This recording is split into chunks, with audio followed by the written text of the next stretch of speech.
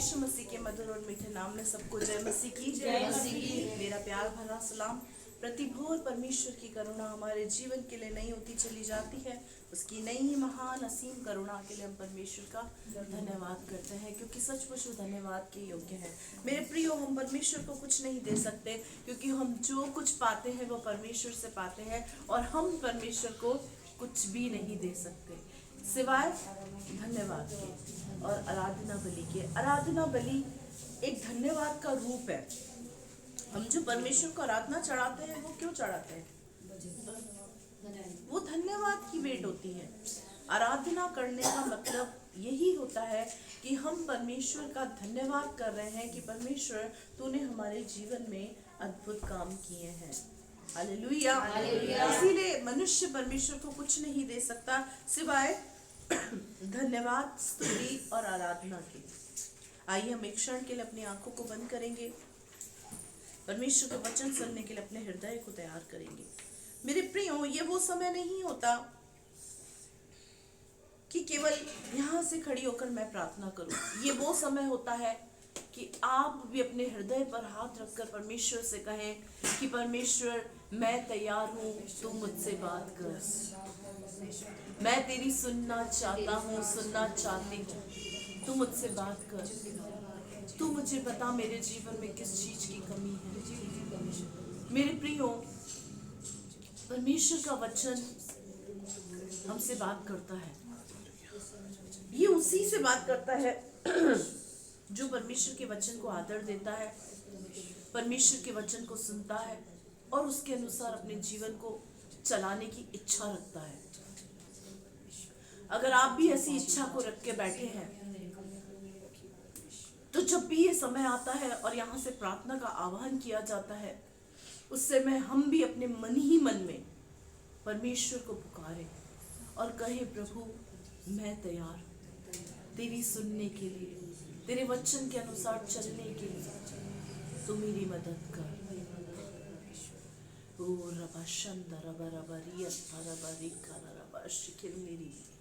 सचमुच प्रभु, मैं भी तैयार हूँ तेरे वचन को सुनने के लिए, सुनाने के लिए और तेरे वचन के अनुसार चलने के लिए। तेरे वचन में लिखा है, प्रभु जो तुझसे प्रेम करते हैं उनके लिए तेरी आज्ञाएं कठिन नहीं है। सचमुच मेरे खुदा, क्योंकि प्रेम इंसान से सब कुछ करा सकता है। जब इस संसार के अंदर एक लड़का लड़की से प्रेम करता है या लड़की लड़के से प्रेम करती है, बच्चे माँ बाप से प्रेम करते हैं, माँ बाप बच्चे से प्रेम करते हैं, पत्नी पति से प्रेम करती है, पति पत्नी से प्रेम करता है, तो खुदा इस सांसारिक मोहब्बत के अंदर हमने देखा है पिता कि वो सब कुछ कर जाते हैं। मेरे परमेश्वर, इस नव वर्ष में प्रवेश करने से पहले इस कलीसिया के बच्चों को तुझसे प्रेम करना तू सिखा दे खुदा, क्योंकि मैं इस बात पर यकीन करती हूँ खुदा कि जो तुझसे मोहब्बत करता है उसके लिए कोई भी आज्ञा को मानना कठिन नहीं होता। वो हर एक बात को, चाहे वो उसके लिए कठिन हो, एक्सेप्ट करता है और तेरे पीछे होकर चलता है। मेरे परमेश्वर, तेरे वचन में लिखा है, तू अन्न बलि होम बलि से प्रसन्न नहीं होता, तू तो स्थिर प्रेम से प्रसन्न होता है। तू प्रेम की स्थिरता से प्रसन्न होता है। तू उस प्रेम से प्रसन्न, परमेश्वर प्रसन्न होता है जो मनुष्य तुझसे करता है। इसीलिए तेरा वचन कहता है भजन संहिता 91 की 14 में, उसने जो मुझसे स्नेह किया इसलिए मैं उसको छुड़ाऊंगा, मैं उसको उच्च स्थान पर रखूंगा, क्योंकि उसने मेरे नाम को जान लिया है। सचमुच खुदा, जो तुझसे प्रेम करता है प्रभु, शैतान उसको छू नहीं सकता, शैतान उसको बांध नहीं सकता, शैतान उसका इस्तेमाल नहीं कर सकता, क्योंकि तेरा वचन कहता है उसने जो मुझसे स्नेह किया। स्नेह में प्रभु, प्रेम में वो ताकत है पिता जो हर एक बंधन को तोड़ देती है, और तेरा वचन तो प्रेम पर आधारित है। तेरा वचन कहता है हमने तुझसे प्रेम नहीं किया खुदा, पहले तो तूने हमसे प्रेम किया अपने इकलौते पुत्र की कुर्बानी देकर। और उसकी कुर्बानी के बाद तूने हमें प्रेम करना सिखाया। प्रभु तूने तो अपने इकलौते पुत्र की कुर्बानी दे दी परमेश्वर। हम अपनी इच्छा अभिलाषाओं को, अपने कंफर्ट जोन की, हम अपने आप की, अपने जीवन की ही कुर्बानी नहीं दे पाते। हमारे जीवन में कमी है खुदा, तू उस कमी को दूर कर। होने दे खुदा, तेरे बच्चे तुझसे प्रेम करने लग जाए, पहला दर्जा तुझे देने लग जाए प्रभु। ऐसा अनुग्रह इस 2022 में प्रभु लगने से पूर्व परमेश्वर तू उन पर कर दे मेरे खुदा। अनुग्रह कर मेरे परमेश्वर। पवित्र आत्मा, मैं अपने आप को तेरे हाथों में देती। मुझ में कोई खूबी नहीं है, मुझ पर अपना कंट्रोल, अपना कब्जा पूरी रीति से पवित्र आत्मा तू ले ले। मत्ती 10:20 के वचन के अनुसार मुझ में से होकर बात कर। डिस्टर्बेंस की आत्मा को, गड़बड़ी की आत्मा को, ऊँघने, सुस्ती, आलस्य दिलाने वाली, नींद कराने वाली आत्मा को मैं यहाँ से यीशु के सामर्थी नाम में गेट आउट कहती। पवित्र आत्मा तू काम कर प्रभु। मैं गूगल मीट को, यूट्यूब चैनल को, लाइट सिस्टम को, क्लैरिटी को, वॉइस को, विजिबिलिटी को, सब चीजों को पवित्र आत्मा तेरे हाथों में देती। किसी भी प्रकार की कोई गड़बड़ी यहाँ कार्य न करने पाए, तेरा पवित्र आत्मा काम करे। धन्यवाद करती राजा, अपने दुआ को सुना, यीशु के नाम से दुआ मांगती हूं। हालेलुया। आइए हम वचन में चलेंगे। हम निकालेंगे प्रेरितों के काम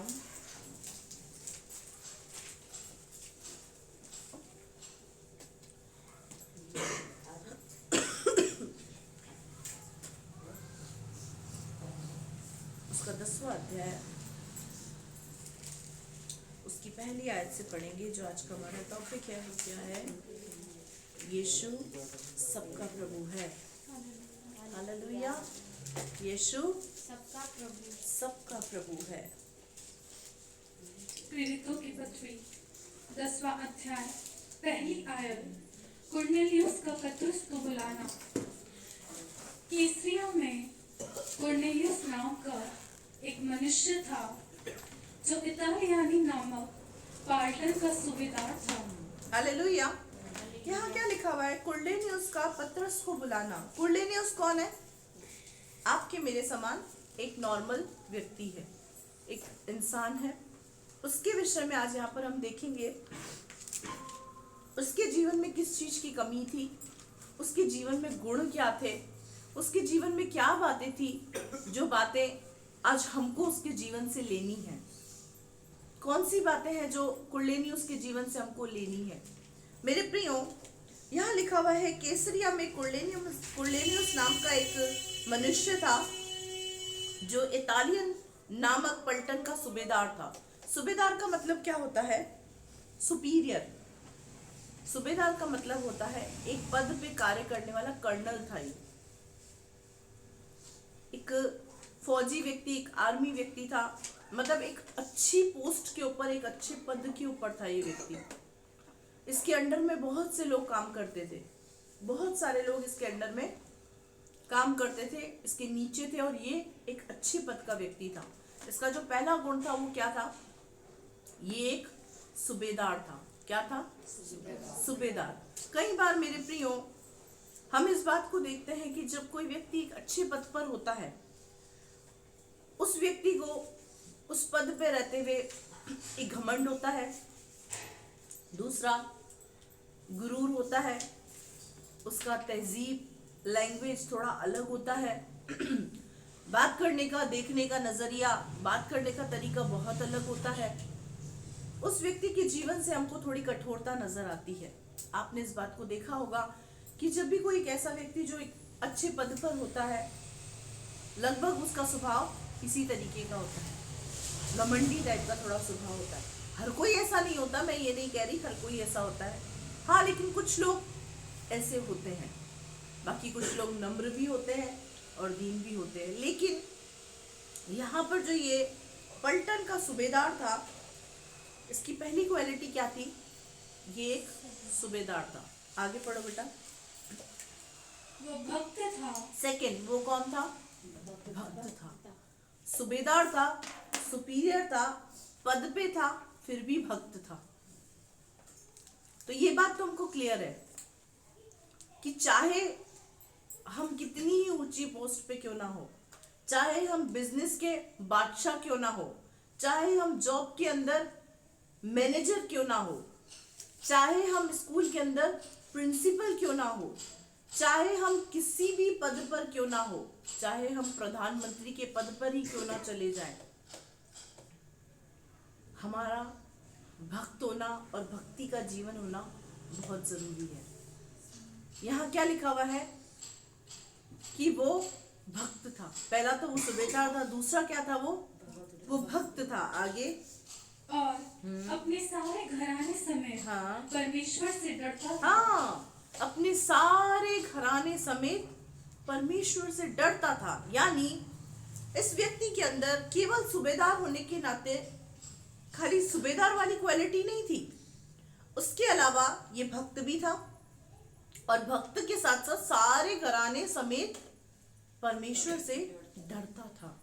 मेरे प्रियो, ये बहुत अच्छी बात है कि उसके अंदर पर्सनली डर नहीं था, व्यक्तिगत तौर से वो परमेश्वर से नहीं डर रहा, उसने पूरे परिवार को परमेश्वर का भय रखना सिखाया।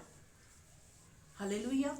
कुरनेलियुस के विषय में लिखा हुआ है कि वो अपने सारे घराने समेत परमेश्वर से डरता था। इसका मतलब केवल उसके अंदर डर नहीं था, उसने परमेश्वर के डर को किसमें डाल रखा था? अपने बच्चों में, अपनी पत्नी में, अपने परिवार के अंदर। आज हम भी यहाँ पर परिवार के सदस्य हैं। अगर हमारे जीवन के अंदर ही परमेश्वर का डर नहीं होगा तो हमारे रिश्तेदार, हमारे परिवार के लोगों को हम क्या सिखाएंगे? क्या हमारे जीवन के अंदर है परमेश्वर का डर? मेरे प्रियो, कुरनेलियुस एक वो व्यक्ति था जिसने यीशु मसीह को अभी तक नहीं जाना था। ये यीशु मसीह को नहीं जानता था। ये एक अन्य जाति का व्यक्ति था जिसको यीशु के बारे में कुछ भी नहीं पता था। आगे हम इस बात को पढ़ेंगे, मैं आगे इस बात को आपको बताऊंगी कि वो यीशु के बारे में कुछ नहीं जानता था। लेकिन उसके बाद भी, सूबेदार होने के बाद भी वो भक्त भी था, और दूसरी चीज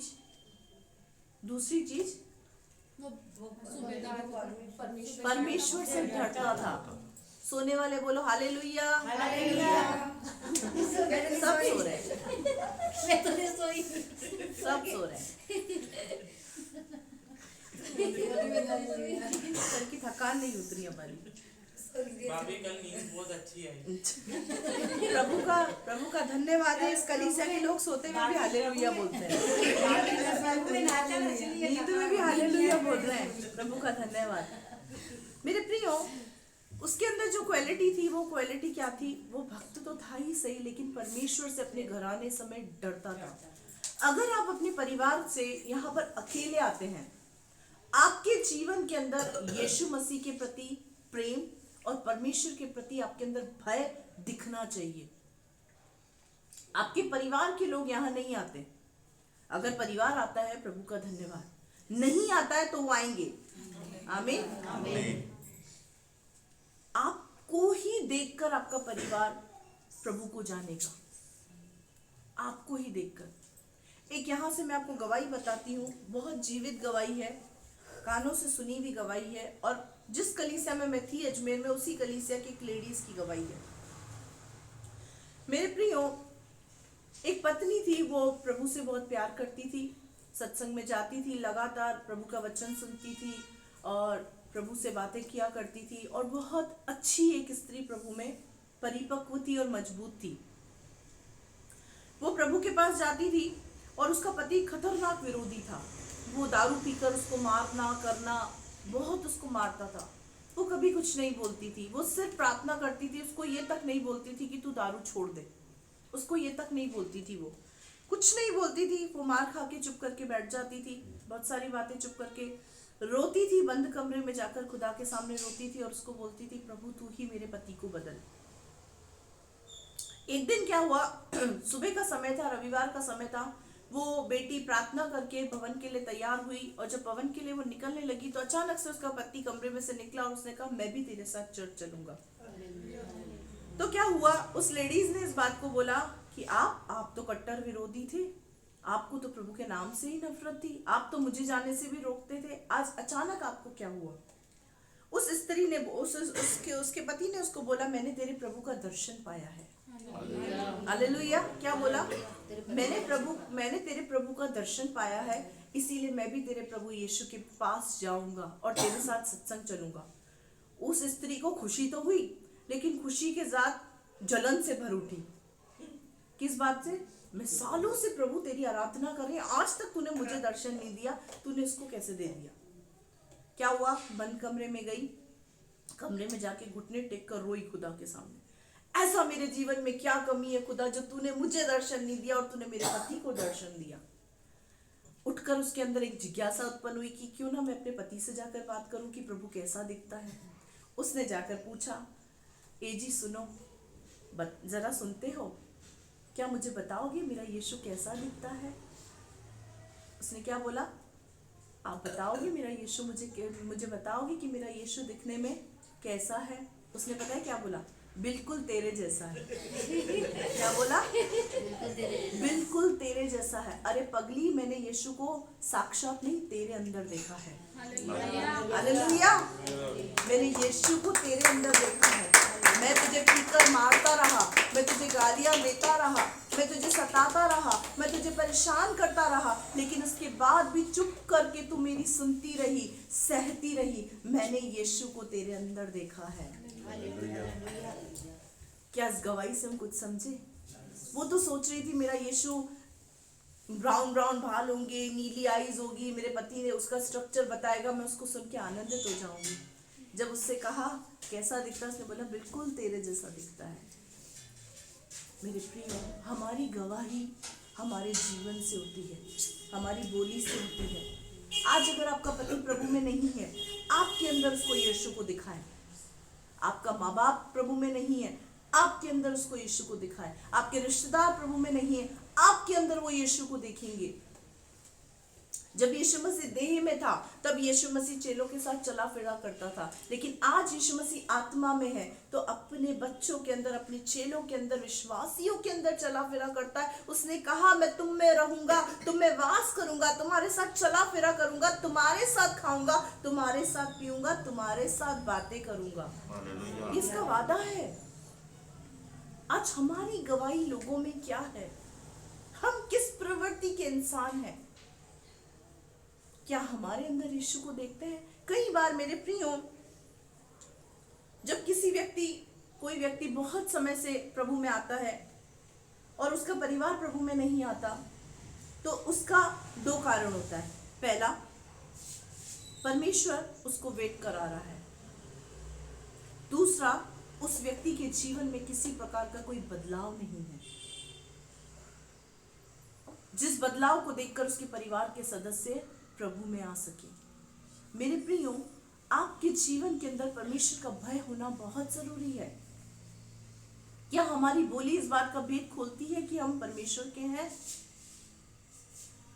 परमेश्वर का वचन कहता है, जो अपने आप को भक्त समझे और अपनी जुबान पर लगाम न दे, उसकी भक्ति व्यर्थ है। मुझे समय नहीं है कि मैं एक एक वचन निकाल के पढ़ा सकूं, लेकिन जो अपनी जुबान पर लगाम न दे, उसकी भक्ति व्यर्थ है। अगर आप भक्त व्यक्ति हैं और आपकी जुबान पर कंट्रोल नहीं है आपका, तो हमारी भक्ति व्यर्थ हो जाएगी। अपने घराने के अंदर इसने क्या डाला था? परमेश्वर का भय। मैं माँ बाप से कहना चाहती हूँ अपने बच्चों के अंदर भय को डालें। बच्चों को कहना चाहती हूँ अपने माँ बाप को सिखाएं ताकि वो आपके अंदर कुछ देखें। आपके माँ बाप गलत कर रहे हैं, उनको प्रभु के बारे में नहीं पता, ज्ञान की बातें उनको नहीं पता, इसीलिए वो कर रहे हैं।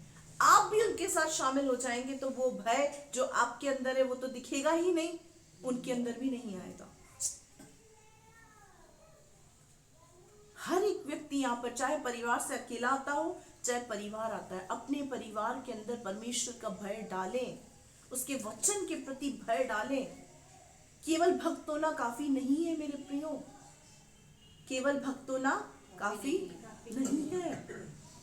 मैं यीशु मसीह की भक्त हूं, ये काफी नहीं है। मेरे जीवन से वो भक्ति दिखने पाए। जब दिखेगी तभी ही कहलाएंगे कि हम यीशु के भक्त हैं, उसके चेले हैं, उसके फॉलोवर हैं। हालेलुया। सेकंड पॉइंट क्या देखा हमने? वो अपने घराने समेत, अंडरलाइन करे, अपने घराने समेत परमेश्वर से डरता था। यानी उसने अपने घर को भी इस तरीके से मेंटेन कर रखा था। उसका स्वभाव घर में ऐसा था कि लोग उसकी सुनते थे। आपका स्वभाव ऐसा है कि आपके अपने आपकी सुन सके? क्या वो यही बोलते हैं, खुद तो सुधर जा, हमको बाद में सुधारना? क्या हमारे घर वाले ये बोलते हैं हमारे लिए, तू खुद तो सुधर जा, हमको बाद में सुधारना? सचमुच मेरे प्रियो, हमारे घर के लोग हमें ही देखेंगे, हमारे बच्चे हमें ही देखेंगे, क्योंकि हम सत्संग में आ रहे हैं, हम वचन को सुन रहे हैं। तीसरा पॉइंट, और वह परमेश्वर से डरता था। अब चौथा पॉइंट देखेंगे।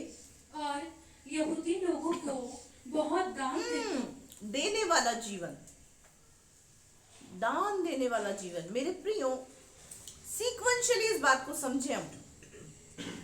अगर हम बहुत दानी हैं, बहुत दान देते हैं, प्रभु के भवन में कंट्रीब्यूट करते हैं, डोनेशन देते हैं, प्रभु के भवन में योगदान देते हैं, सेवा के कार्यों को करते हैं, लेकिन उससे पहले दो काम है वो हमको करने हैं। भक्ति का जीवन जीना है और दूसरी चीज परमेश्वर का भय रखना है। आपका दान जब भी स्वीकार है जब आप वो दो काम करेंगे जो कुंडलिनी उसके जीवन में थे। बहुत दान वो दिया करता था। मैं परमेश्वर को लाखों रुपए चढ़ा दूं भवन में और मेरे अंदर परमेश्वर का भय ना हो तो वो व्यर्थ है, उसकी ओर परमेश्वर देखेगा भी नहीं। अपनी जुबान पर लगाम ना दूं तो मेरी भक्ति वैसे ही व्यर्थ है। हमारा भक्त होना ही व्यर्थ हो जाएगा अगर हमारी जुबान पर लगाम नहीं है। अगर हम प्रभु को कुछ देना चाहते हैं तो सबसे पहले हम अपने जीवन के अंदर भक्ति का जीवन जिए और दूसरा परमेश्वर का डर अपने जीवन के अंदर रखें, उसके वचन के प्रति भय रखें। अपने हर कदम से पहले सोचें कि मेरा ये कदम क्या परमेश्वर को भाएगा, क्या मैं ये कर रही हूं, ये मैं कर रहा हूं, क्या ये परमेश्वर को भाएगा, क्या परमेश्वर इससे प्रसन्न होगा। इन सब बातों को हमें सोचना जरूरी है। उसके बाद आप इस थैली के अंदर 10 रुपए भी डालेंगे ना, वो भी एक्सेप्ट हो जाएंगे। हालेलुया। अपने जीवन को सुधारें, अपने जीवन को संवारें। आगे बेटा। और बराबर परमेश्वर से प्रार्थना करता और था। बराबर परमेश्वर से प्रार्थना करता था। यीशु मसीह नहीं है इसके जीवन में, लेकिन उसके बावजूद बराबर क्या करता था? परमेश्वर से प्रार्थना करता था। ये 5वां पॉइंट है इसके जीवन के अंदर। पहला, ये सुपीरियर था, सूबेदार था। दूसरा, भक्त था। तीसरा, घराने समेत इसके जीवन के अंदर भय था परमेश्वर का। और चौथा पॉइंट था, बहुत दान देता था, डोनेट करता था। इसके जीवन देने वाला जीवन था। और 5वां क्या था? बहुत प्रार्थना करने वाला, बार बार प्रार्थना करने वाला व्यक्ति, यानी एक प्रार्थनावादी व्यक्ति था। हालेलुया। ये 5वां पॉइंट इसके जीवन के अंदर है। आगे, उसने दिन के तीसरे पहर के निकट दर्शन में स्पष्ट रूप से देखा कि परमेश्वर का एक स्वर्गदूत उसके पास भीतर आकर कहता है, हे कुरनेलियुस। उसने उसे ध्यान से देखा और डरकर कहा, हे प्रभु, क्या है? उसने उससे कहा, तेरी प्रार्थनाएं और तेरे दान स्मरण के लिए परमेश्वर के सामने पहुंचे हैं। हालेलुया। क्या लिखा हुआ है यहाँ पर कि जब वो दिन के तीसरे पहर में बैठकर प्रार्थना कर रहा था और सडनली प्रार्थना करते हुए अचानक से क्या हुआ? परमेश्वर का एक स्वर्गदूत उसके पास आ गया। क्या हुआ? परमेश्वर का एक स्वर्गदूत उसके पास आया और उसको भीतर आके क्या कहा?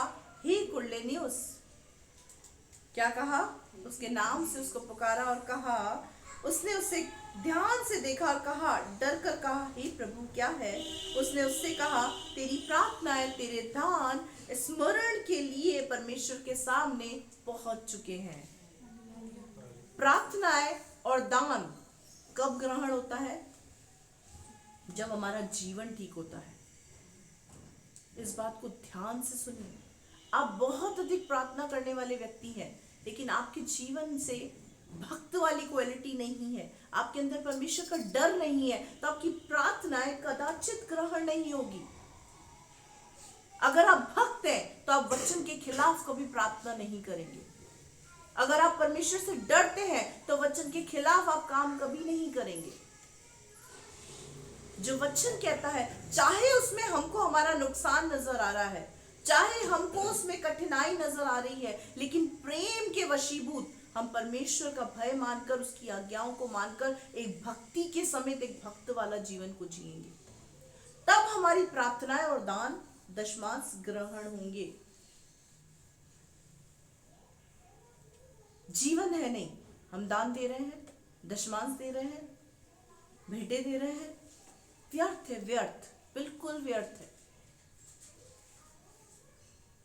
हमें अपना जीवन बनाना है। कुर्ले ने उसको क्या कहा? तेरी प्रार्थना, तेरे दान परमेश्वर के सम्मुख स्मरण के लिए पहुंच चुके हैं। यानी परमेश्वर ने उसको एक्सेप्ट कर लिया है, उसको ग्रहण कर लिया है। आगे बेटा।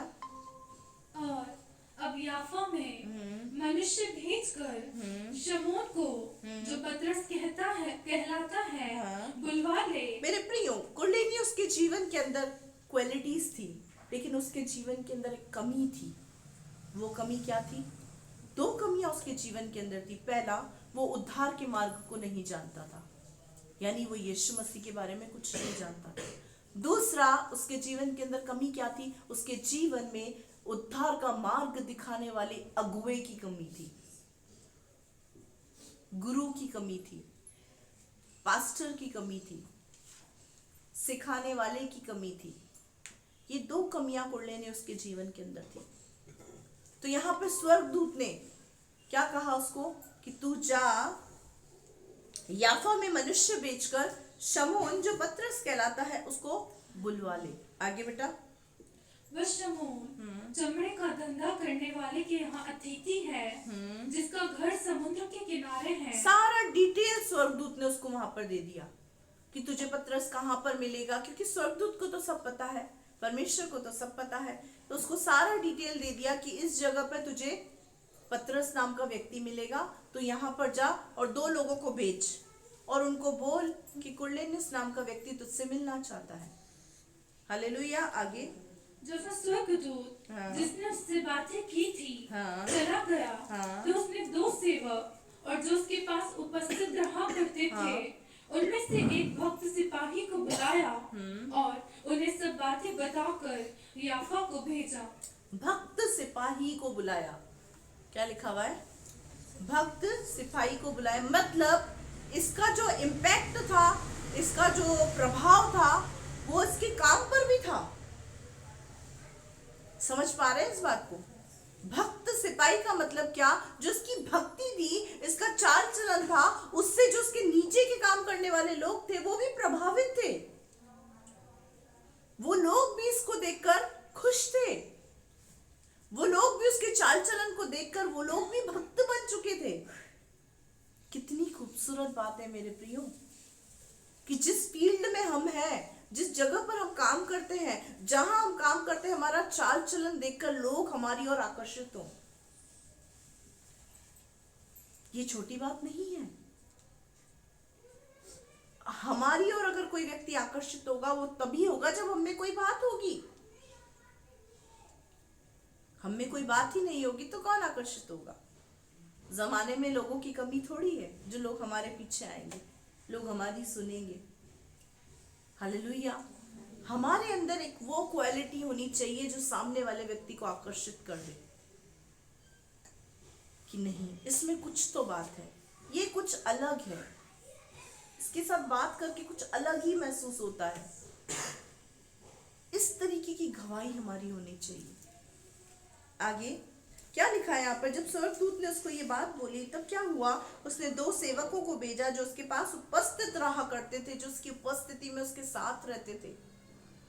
यानी अपना प्रभाव इसने अपने साथ रहने वालों के पास भी छोड़ दिया। उसके जीवन को देखकर उसके साथ रहने वालों का भी जीवन बदल गया। आगे उनको क्या बोला, उनमें से एक भक्त सिपाही को बुलाया और उन्हें सब बातें बताकर याफा को भेज दिया। यानी जहां पर पतरस था उसको बुलाने के लिए भेज दिया। अब आगे पढ़ो। पतरस का दर्शन। दूसरे दिन जब वे चलते चलते नगर के पास पहुंचे तो दोपहर के निकट पतरस छत पर प्रार्थना करने चढ़ा। उसे भूख लगी और कुछ खाना चाहता था। हाँ। परंतु जब वे तैयारी कर रहे थे तो वो बेसुध हो गया और उसने देखा कि आकाश खुल गया और एक पात्र बड़ी चादर के समान चारों कोनों से लटकता हुआ पृथ्वी की ओर उतर रहा है, जिसमें पृथ्वी के सब प्रकार के चौपाहे और रेंगने वाले जंतु और आकाश के पक्षी थे। उसे एक ऐसा शब्द सुनाई दिया, हे पतरस, उठ, मार और खा। परंतु पतरस ने कहा, नहीं प्रभु, कदापि नहीं, क्योंकि मैंने कभी कोई अपवित्र या अशुद्ध वस्तु नहीं खाई है। फिर दूसरी बार उसे शब्द सुनाई दिया, जो कुछ परमेश्वर ने शुद्ध ठहराया है उसे तू अशुद्ध मत कह। 3 बार ऐसा ही हुआ, तब तुरंत वह पात्र आकाश पर उठा लिया गया। अब यहाँ क्या हुआ, जब दूसरा दिन हुआ, जब वो लोग सेवक जो 2 सेवक भेजे गए थे इसके पास आए, उससे पहले ही ये जब प्रार्थना करने के लिए जब छत पर गया तो क्या हुआ, उसे भूख लगी। और भूख लगी तो आकाश से क्या हुआ, उसके पास खाने के लिए कुछ चीजें आई। उसने देखा कि आकाश खुल गया और एक बड़ी चादर समान का चारों कोनों से लटका हुआ पृथ्वी पर कुछ उतरा। और उसमें क्या क्या था, जिसमें पृथ्वी के सब चौपाए, रेंगने वाले जंतु, आकाश के पक्षी। उसे एक ऐसा शब्द सुनाई दिया, है पतरस, उठ, मार और खा। मेरे प्रियो, ये जो चीजें उसके अंदर मौजूद थी ना, खाने की चीजें, वो परमेश्वर के वचन के खिलाफ थी। ये टिड्डे और कीड़े, मतलब कुछ चीजें इसमें ऐसी थी जो परमेश्वर के वचन के खिलाफ थी। देखो, नॉनवेज खाना गलत नहीं है, अधिक खाना गलत है। जो नहीं खाता है, ऐसा नहीं है कि वो नहीं खा रहा है तो वो पापी व्यक्ति है। जो खा रहा है वो शुद्ध है, वो पवित्र है। ये तो एक अपनी इच्छा है, अपनी स्वेच्छा है। ऐसा नहीं है कि अगर हम नॉनवेज खा रहे हैं तो हम शुद्ध है, पवित्र है, और जो नहीं खा रहा है वो व्यक्ति अपवित्र है। ऐसा नहीं है, ये इच्छा के ऊपर है। कोई खाता है, कोई नहीं खाता है। परमेश्वर का राज्य खाना पीना नहीं है। खाने पीने पे हमको बहस करनी भी नहीं चाहिए। जो खाता है वो खाए, जो नहीं खाता वो ना खाए, क्योंकि परमेश्वर का राज्य खाने पीने से संबंध नहीं रखता। इसको भूख लगी, परमेश्वर इसको इस दर्शन के द्वारा कुछ सिखाना चाहता था। परमेश्वर इसको क्या करना चाह रहा था, कुछ सिखाना चाह रहा था। परमेश्वर ने इसको क्या कहा, उठ, मार, उसको खा। यहाँ पर पतरस क्या बोल रहा है, प्रभु मैंने आज तक किसी अपवित्र वस्तु को, किसी अशुद्ध वस्तु को मैंने हाथ भी नहीं लगाया, मैं इसको नहीं खाऊंगा। 3 बार ऐसा हुआ। फिर क्या हुआ, वो जो चादर थी वापस उठा ली गई। अब आगे क्या हुआ, पढ़ो।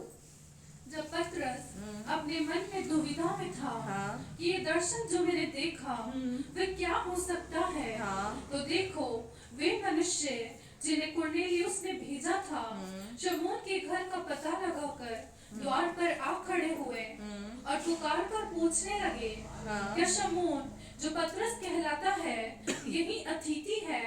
पतरस तो उस दर्शन पर सोच ही रहा था कि आत्मा ने उससे कहा, देख, 3 मनुष्य तेरी खोज में है, अतः उठकर नीचे जाओ और निसंकोच उनके साथ हो ले, क्योंकि मैं ही ने उन्हें भेजा है। हालेलुया।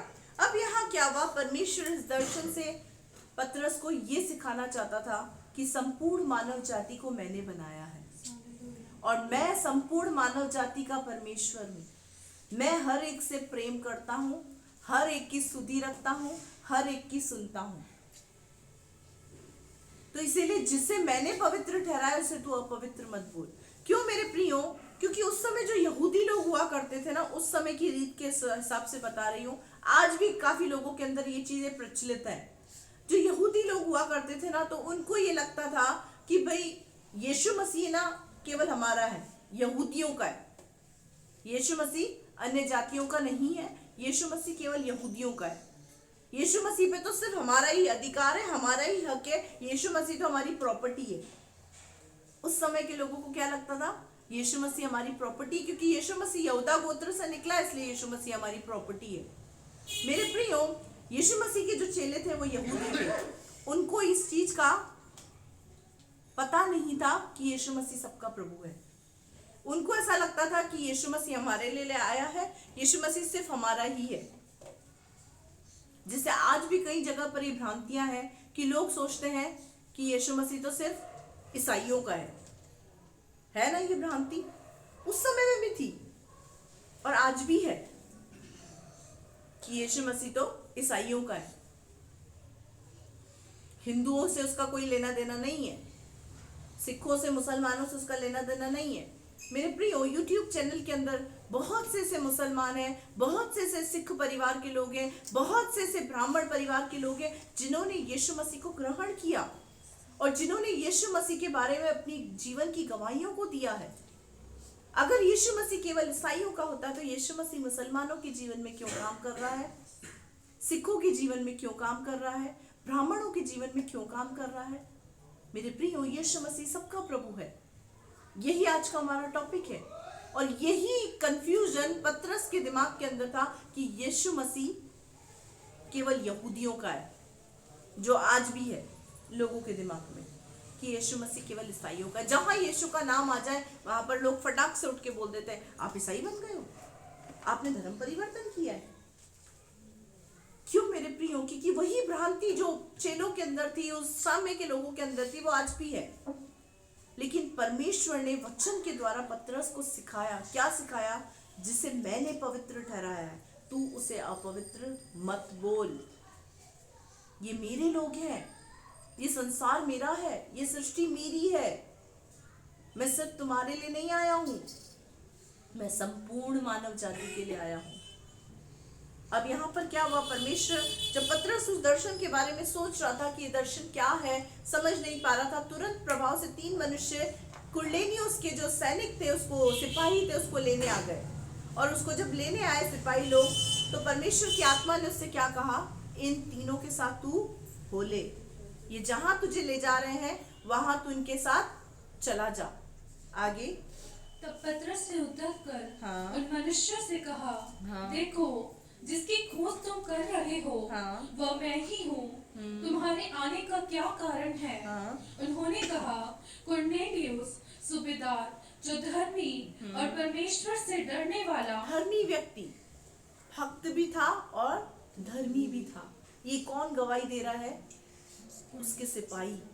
कुरनेलियुस ने सिखा के भेजा था कि जाना उधर बोलना कि कुरनेलियुस नाम का व्यक्ति जो धर्मी है, परमेश्वर से बहुत डरता है, उसने तुझे बुलाया है।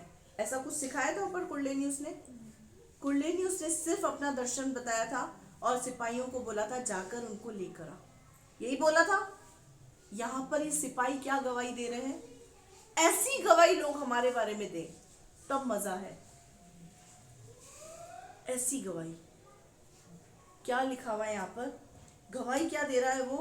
कुरनेलियुस जो सूबेदार है, धर्मी है, परमेश्वर से डरने वाला है, और आगे और सारी यहूदी जाति में सुनाम मनुष्य है। सारी यहूदी जाति में सुनाम मनुष्य, यानी एक अच्छा नाम पाकर बैठा हुआ व्यक्ति। आपका नाम बाहर कैसा है?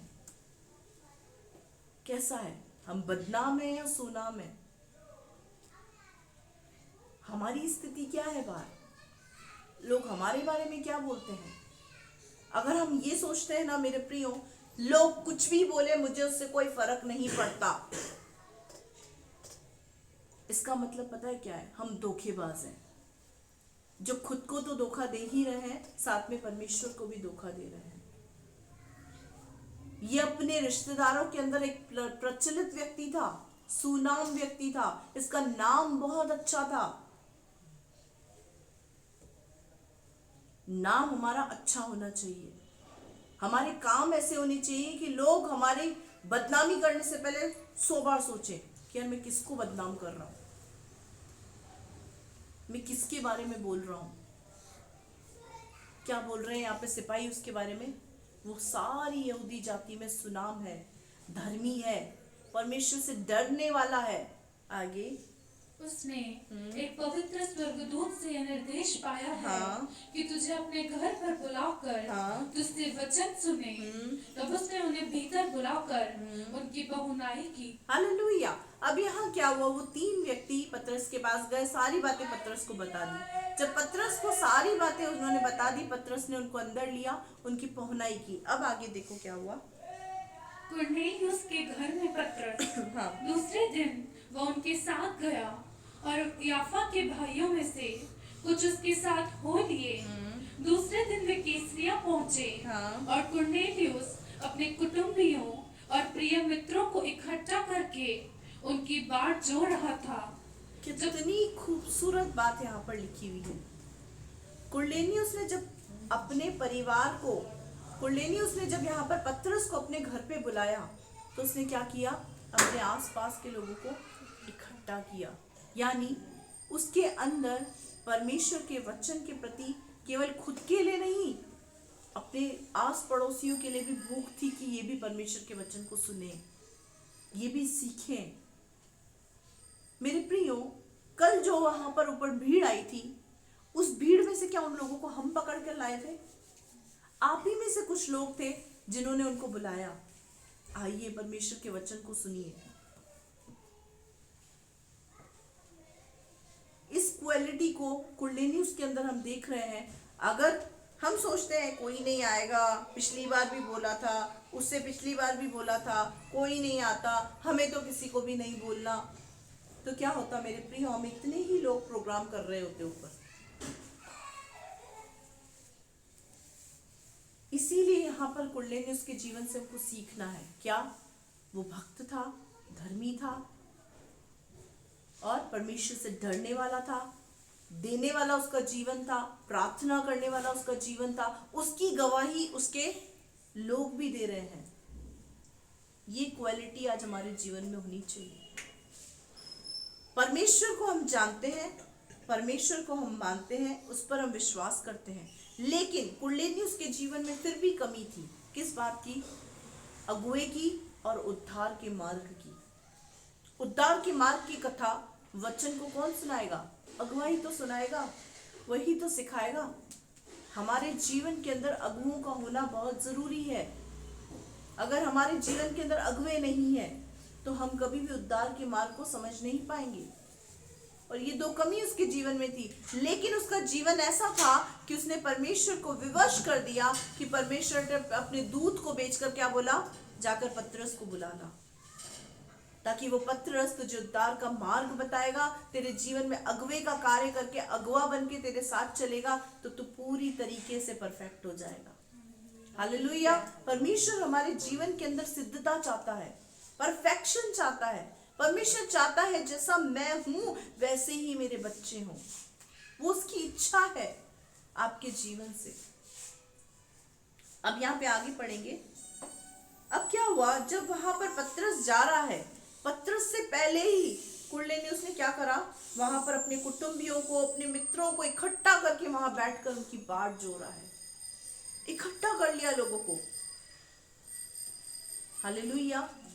कभी हम लोग, हमारे मन में ये बातें आती हैं कि हम प्रभु के दास दासी को घर बुलाएं और अपने अड़ोस पड़ोस के लोगों को जो इच्छा रखते हैं उनको इकट्ठा करें, बिठाएं, उनको बोले आप भी परमेश्वर के वचन को सुनिए। हमारी तो विजिटिंग ही इस बात पे होती है, इसने इसको मारा, इसने इसका कूटा, इसने इसको ये कर दिया, इसने वो कर दिया, ये कर रहा है, ये वो कर रहा है, ये कर रही है। मार पीट, लड़ाई झगड़ा अभी तक भी हमारे अंदर है, अभी तक भी।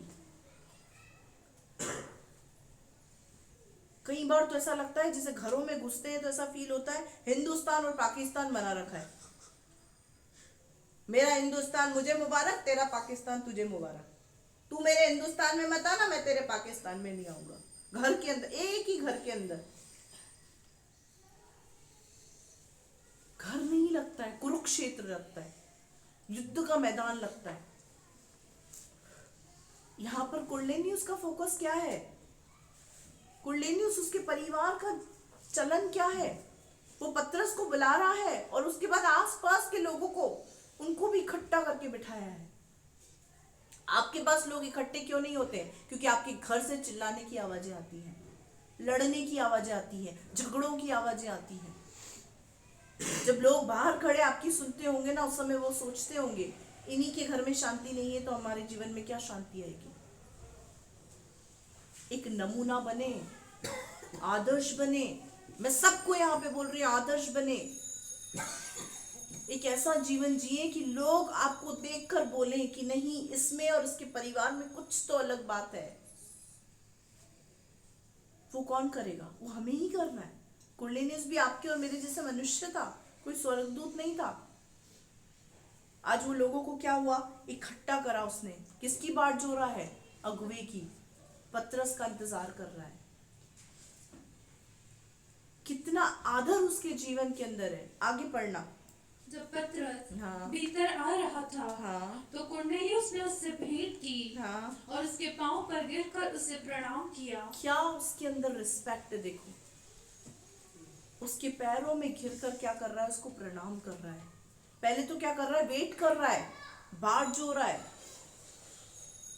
और बाट जोने के बाद क्या कर रहा है? जैसे ही उसको देखकर उसका पैर छू रहा है। आगे सुनना, पढ़ो। परंतु पतरस ने उसे उठाकर कहा, हाँ। खड़ा हो, मैं भी तो मनुष्य हूँ। हालेलुया। पतरस ने क्या कहा? मैं भी एक मनुष्य हूँ, खड़ा हो जा, मेरे पैर मत छू। झुकने दंडवत के योग्य परमेश्वर है। मैं भी किसी को अपने पैर नहीं छूने देती हूँ। मुझे भी अच्छा नहीं लगता कि कोई मेरे पैर छुए, और मैं मना ही करती हूँ जितने लोग छूते हैं कि पैर मत छुआ करो। आपके जीवन का जो आदर है वो इससे दिखता है कि आप अपने अगुओं की कितनी मानते हैं। आपके जीवन का आदर इससे दिखता है कि आप अपने अगुओं की रिस्पेक्ट किस तरीके से करते हैं। इसके पास जब पतरस गया, पतरस से पहले कभी मिला है ये? नहीं मिला ना। पहली मीटिंग है, सबको इकट्ठा करके उसकी बाट जोरा इंतजार कर रहा है। हम अगुए आ जाए, हम तो अपने बिस्तर से ही नहीं उठते, जहां बैठे बैठे पैर पे पैर चढ़ा के। ये आदर है, ये सम्मान है। उम्र में भले ही हम छोटे हैं, लेकिन औदा परमेश्वर ने बड़ा रखा है। हम क्या आदर करते हैं अपने अगुओं का? कुरलेनियस का तो वो अभी अगुआ बना ही नहीं है, तो भी उसके जीवन के अंदर आदर देखो। वो झुक गया, उसके पैरों में आ गया, उसकी बाट जो रहा है। हम किसी के घर जाते हैं तो हम, कोई कैसे बैठा है, कोई कैसे बैठा है, हम नीचे बैठ जाते हैं, हम नीचे बैठ जाएंगे, लेकिन लोगों से कुर्सी नहीं छूटती है। आप अपने जीवन में आशीषित होना चाहते हैं तो आपको आपके जीवन को बदलना बहुत जरूरी है। अगुआ क्या है, इसके महत्व को समझें। जब संसार में लोग होते हैं ना मेरे प्रिय, संसार के लोग गुरुओं को पता है क्या करते हैं? चांदी की थालियों में खाना परोसते हैं, सोने चांदियों के बर्तन में खाना परोसते हैं। जब वो घर आते हैं ना, तो घर के अंदर तो उनके अंदर मतलब वो ये समझते हैं कि हमारे घर में सब कुछ आ गया। आज हमारे जीवन में वो नहीं है, और वो चीज हमारे लिए ही दिक्कत का विषय है। मेरे प्रियो, हमारे घर में जब अगुवे आते हैं ना, हमारे घर में जब भी अगुवे आते हैं, हम उनका आदर बहुत अच्छे से करते हैं। मेरे दोनों परिवारों के अंदर हमारे भी सीनियर जब आते हैं, हम गेट पर उनको लेने जाते हैं। गेट पर पूरा परिवार गेट पर पहुंच जाता है अगर वो आते हैं। पहले ही से ही वेट करते हैं, पहले से ही सारी तैयारी करके रखते हैं। उनके आते ही हम डोर पे पहुंच जाते हैं, गेट पर उनको हाथ पकड़ के अंदर लेकर आते हैं। कई बार तो आते हैं, उनका माला पहनाकर हम स्वागत करते हैं। उनके लिए जो उनको पसंद होता है वो रखते हैं। क्यों? वो भूखे हैं, उनको घर में खाने को नहीं मिलता, इसलिए हम ऐसा कर रहे हैं। ये आदर है मेरे प्रियो। आज हम यहाँ पर हैं तो उसका कारण यही है। ये छोटी छोटी बातें ही होती है जो इंसान को आशीषित करती है। मैं यहाँ पर आपको हमारा आदर करना, हम ये नहीं बोल रहे आपको कि आप हमारे साथ ऐसा करो ऐसा करो, लेकिन यही चीजें परमेश्वर देखता है। मेरी मजबूरी है यहाँ से ये बोलना, मेरी मजबूरी। हम तो किसी के घर जाते कुछ खाते तक नहीं है, सबको पता है। हम ये समझ लो, हम पानी पी लेते हैं शौक से, खुशी से, क्योंकि परमेश्वर का वचन पानी के लिए बोलता है। लेकिन कोई प्लेट रखता है ना तो दिल रखने के लिए उठा लेते हैं, लेकिन कुछ खाने की भी नहीं करते। लेकिन परमेश्वर का वचन सिखाता है। यहाँ कुरलेनियुस क्या कर रहा है? उसकी बाट जो रहा है, इंतजार कर रहा है। ये छोटी छोटी बातें इंसान को आशीषित करती है। ये तो छोड़ो, हमारी जुबान में ही आदर नहीं है। हम किस तरीके से बात करते हैं अपने अगुओं से, क्या लैंग्वेज होती है हमारी बात करने की। हम अपने आप को भक्त बोल रहे हैं, किस प्रकार के भक्त हैं हम इस बात को देखें, समझें। मुझे प्रभु में 11 साल हो गए, लेकिन 11 साल में कभी मैंने मेरे अगुओं से बदतमीजी नहीं करी, कभी नहीं करी। इन 11 साल में इसी वजह से आज मैं आशीषित हूं और मैं यहाँ खड़ी हूँ। मैंने कभी अपने अगुए से बदतमीजी नहीं करी, कभी नहीं। वो पीछे से भी मेरी तारीफ करते होंगे, आगे करे ना करे, लेकिन पीछे से करते हैं, क्योंकि मुझे पता चलता है मैंने कभी उनसे बदतमीजी नहीं करी, कभी नहीं। इसीलिए मेरे प्रियो आशीषित हूं और आज आपके बीच पे खड़ी हूँ। आगे पढ़ो बेटा। और उसके साथ बातचीत करता अब क्या हुआ? उसके साथ बातचीत कर रहा है पतरस और भीतर गया। हाँ। और बहुत से लोगों को इकट्ठे देखकर उनसे कहा, तुम जानते हो कि अन्य जाति की संगति करना हाँ। या उसके यहाँ जाना हाँ। यहूदी के लिए अधर्म है, परंतु परमेश्वर ने मुझे बताया है हाँ। कि किसी मनुष्य को अपवित्र या अशुद्ध न कहूँ। हाँ। इसीलिए मैं जब बुलाया गया तो बिना कुछ कहे चला आया। हाँ। अब मैं पूछता हूँ कि मुझे किस काम के लिए बुलाया गया है। हालेलुया। अब यहाँ पे पतरस उन लोगों को बता रहा है कि मेरी सोच ऐसी थी कि परमेश्वर अन्य जातियों का नहीं है, प्रभु अन्य जातियों का नहीं है, प्रभु यीशु तो सिर्फ हमारा है। लेकिन जब मैं ऐसा सोच रहा था तब परमेश्वर ने क्या करा? मुझे एक दर्शन के द्वारा समझाया कि जिसे परमेश्वर ने पवित्र ठहराया है उसे मैं अपवित्र और अशुद्ध ना कहूँ।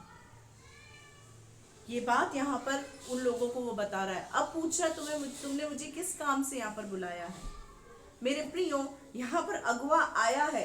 याद रखना इस बात को, अगर आपके घर पे अगुए आएंगे तो आपको कुछ देकर ही जाएंगे, आपका कुछ नहीं खाएंगे। क्या लेके जाएंगे आपसे?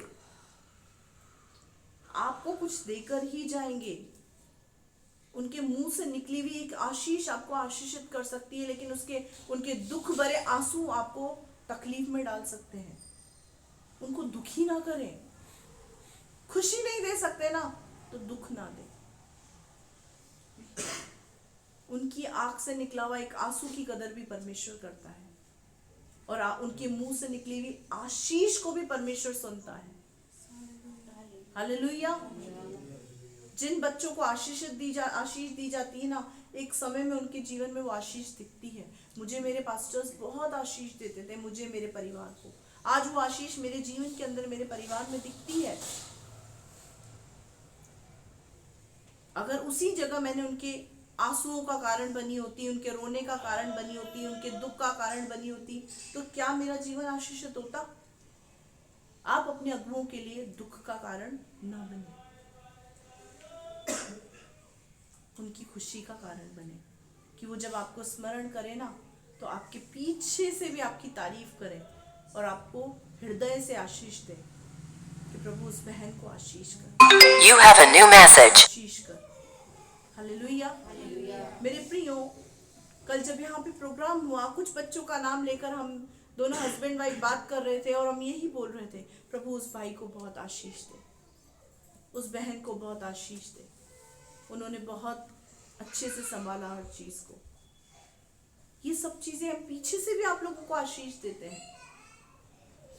श्राप तो हम दे ही नहीं सकते क्योंकि वो वचन के खिलाफ है, हम किसी को नहीं देते, हम आशीष ही देते हैं।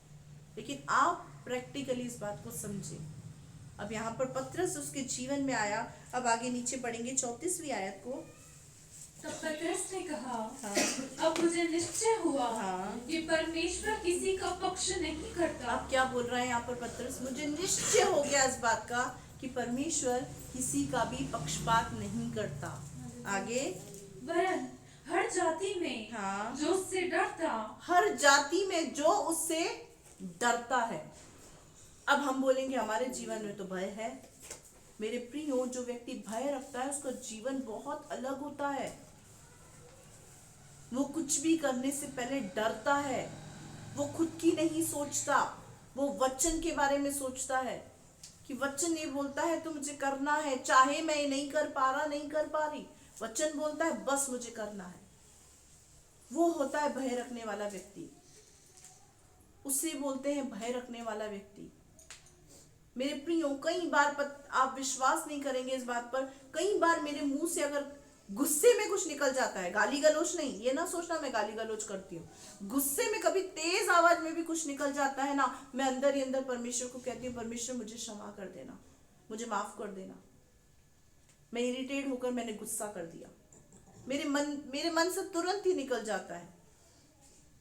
कई बार कुछ ऐसे शब्द अगर मेरे मुंह से निकल जाते हैं, गाली गलौज वाले नहीं, नॉर्मल ऐसे शब्द निकल जाते हैं, तो भी मैं बोलती हूँ नहीं, यीशु के नाम से मैं इन शब्दों का खंडन करती हूँ, प्रभु मुझे क्षमा करना। मेरे प्रियो, ये क्या है? ये जो मैं कर रही हूँ ये क्या है? यही तो भय है, यही तो डर है, यही तो भक्ति वाला जीवन है कि हम अपनी जुबान पर कंट्रोल करने की कोशिश कर रहे हैं। हम क्या बोल रहे हैं, किसका दिल दुखा रहे हैं, क्या कर रहे हैं, कुछ नहीं सोचते हैं। यहाँ पर क्या बोल रहा है पतरस? मुझे निश्चय हो गया है कि परमेश्वर किसी का पक्षपात नहीं करता। वो हर एक जाति में से किस पर उसकी नजर होती है? जो उससे डरता है और धर्म के काम करता है, धर्म के काम करता है, वो उसे भाता है। अब धर्म के काम क्या है? परमेश्वर के विधि विधान, उसके नियमों का, उसके वचन का पालन करना ही धर्म है। वही धर्म के काम है। क्या है? वही धर्म के काम। तांडव करो, घर में गाली गलौज करो, लड़ाई झगड़े करो, मारपीट करो, गुस्सा करो, उटपटांग बोलो, उसके बाद भवन में आके भेंट चढ़ा दो, वो धर्म के काम नहीं है। परमेश्वर का वचन कहता है, इस हदिया के अंदर भेंट तू तब डाल जब तेरे रिश्ते सबके साथ ठीक हो, तेरा रिश्ता ठीक हो। परमेश्वर के वचन में लिखा है, अपनी भेंट को वहीं वेदी पर छोड़ दे, पहले जाकर अपने भाई से रिश्ता ठीक कर। वहीं छोड़ दे अपनी वेदी पर, भेंट को डालने की जरूरत नहीं है। मैं ग्रहण नहीं करूंगा, वेस्ट है, टोटल वेस्ट। सबसे पहले जाकर अपने भाई से रिश्ता ठीक कर, अपनी बहन से रिश्ता ठीक कर, अपनी माँ से रिश्ता ठीक कर, अपने पति से रिश्ता ठीक कर, अपनी पत्नी से रिश्ता ठीक कर। उसके बाद आकर इसमें डाल तो तेरी मैं ग्रहण करूंगा। हर एक से अपने रिश्ते को ठीक करके उसके बाद आप इस हदिया में जोड़ डालेंगे ना, वो स्वीकार हो जाएगा। ये परमेश्वर का वचन कहता है, मैं नहीं कह रही। यहाँ क्या लिखा हुआ है? जो उससे डरता है और धर्म के काम करता है। मैं धर्म के काम ही बता रही हूँ क्या है। अपने जीवन को ठीक करके आप जो प्रभु को देंगे वो ग्रहण होगा। आप जो प्रार्थना करेंगे परमेश्वर उस प्रार्थना को सुनेगा, आपके नाम को वो स्मरण करेगा। आगे, जो वचन उसने इजरायलियों के पास भेजा, जब उसने यीशु मसीह के द्वारा जो सबका प्रभु है, अंडरलाइन करें, यीशु मसीह के द्वारा जो सबका प्रभु है। मैं यहाँ देख रही हूँ कुछ लोगों के पास बाइबल ही नहीं है। स्कूल में हम बिना कॉपी किताब के जाते थे क्या? जब हम स्कूल जाते थे तो बिना कॉपी किताब के जाते थे, चल जाता था क्या? नहीं, तबेला भर कर जाते थे। तबेला भर के जाते थे ना। जब तबेला भर के जाते थे तो यहाँ पर तो छोटी सी चरनी भी नहीं भर पा रहे हम, तबेला कब भरेंगे हम? स्कूल जाते थे ना मेरे प्रियो, हम सब कुछ इकट्ठा करके बैग में ठूस ठूस के जाते थे। ये कॉपी भी चाहिए, मैथ्स की कॉपी नहीं ले जाऊंगी तो मैथ्स की मैडम मुर्गा बना देगी, इंग्लिश की कॉपी नहीं ले जाऊंगा तो इंग्लिश की मैडम मुर्गी बना देगी। खड़े खड़े 12 अंडे देते थे आधा घंटा। क्यों? क्योंकि कॉपी नहीं लेकर आए। यहाँ पर ऐसा सीन ही नहीं है कि बाहर जाओ जाके मुर्गा बन जाओ। ये शुरू कर दूं तो अगले संडे सबके पास बाइबल हो। जो पढ़ना लिखना जानते हैं उनके हाथ में उनकी बाइबल क्यों नहीं है?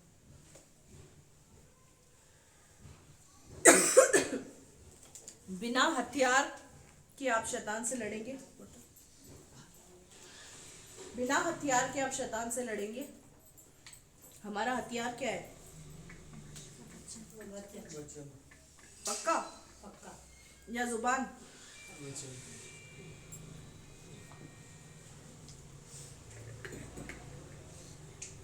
वचन है या जुबान? वचन से लड़ते हैं पक्का? पक्का वचन से लड़ते हैं?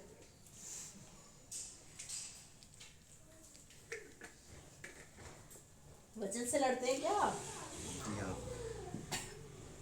वचन तो बोलता है तू चुप रहे, परमेश्वर तेरी लड़ाई लड़ेगा।